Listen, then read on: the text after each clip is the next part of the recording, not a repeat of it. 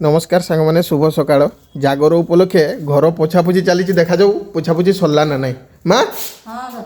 पोछापोछी सरल हाँ पुछी साली आलू टिके चार अछि सब का घर पूजा सरला कि हाँ सब घर पुछी साली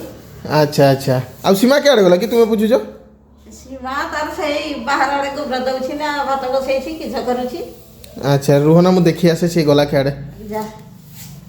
ए सीमा आज ताले पूरा भाग भाग हो ना ये सब काम माँ घर पोछुचंती तू गोबर दउजु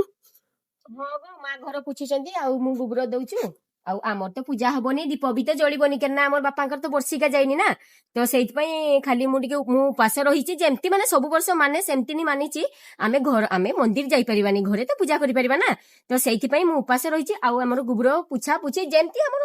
ମାନେ ଆମେ ସେମିତି ନି ଆମର କାମ ଚଲେଇଛି ଆଉ ମା ଘର ପୋଛୁଛନ୍ତି ମୁଁ ଗୋବର ଦଉଛି ତାପରେ ଦେଖିବା ଘର ଗାଧେଇ ପାଧେଇ ଘର ଫର ପୂଜା କରିଦବା ମନ୍ଦିର ନ ଗଲେ କିସ ହେଲା ଦୂରରୁ ତ ଆମେ ଠାକୁରକୁ ଜୁହାର ହେଇପାରିବା ନା ତ ସେଇଥିପାଇଁ ମୁଁ ମୋ କାମରେ ଲାଗି ପଡିଛି ଆଉ अच्छा ताने आज गीतटा गाइबु ना गाइबुनी ହଁ କାଲି ତ ମୁଁ ମେଡିସିନ ଆଣିକି ଖାଇଛି ପୁରା ମାନେ ଭଲ ଲାଗୁଛି ତ 4ଟା ବେଳକୁ ଜଣା ପଡିବ ଯେ ମୁଁ ଗାଇ ପାରିବି କି ନାହିଁ ତ ମାନେ ତଥାପି ତଣ୍ଟିଟା ବସି ଯାଇଛି ତ ମୁଁ ଠିକ ସେ ଜାଣିନି ତ ଜଣା ପଡିବ କି ଯେ ଗାଇବି କି ନାହିଁ ସେ 4ଟା ବେଳକୁ ଦେଖାଯିବ अच्छा हो ये काम सारी सुरा देने तापरे एतकीटा गुरो देते बाकी अछि ना ହଁ ସେତିକିଟା ଗୋବର ଦେଇକି ରଖିଛି आ छुआ के आडे लगी ଛୁଆ ସେଇ କାକି ଘର ଯାଇଛି ବୋଧେ काकी घर जाईची ଆଜି ତାର ସ୍କୁଲ ଛୁଟି ନା ତେଲେଗି ସେ ତାର ଚାକି ଘରେ ବୁଲୁଛୁ ଆଉ ଆଜି ପରେ ଜାଗର ତାର ଉପାସନା କିସ କହୁଛି ତ छुआ गो तुम्हें आज उपास करी न उपास करीच आउ तुमर कंडेई छुआटा उपास करीची अच्छा हौ ताले तुम्हें आज दीप जळाइबो हैं आ दीप पर हमर जळा हबनी दीप जळाइबानी हैं ना आमे खाली उपास करबा हैं हौ हौ ସେ ଖାଲି ଦେଖତେ ଯିବ ଆଇସ୍କ୍ରିମ ଖାଇବ किसटा ସେ ଖାଲି ଦେଖତେ ଯିବ ଆଇସ୍କ୍ରିମ ଖାଇବ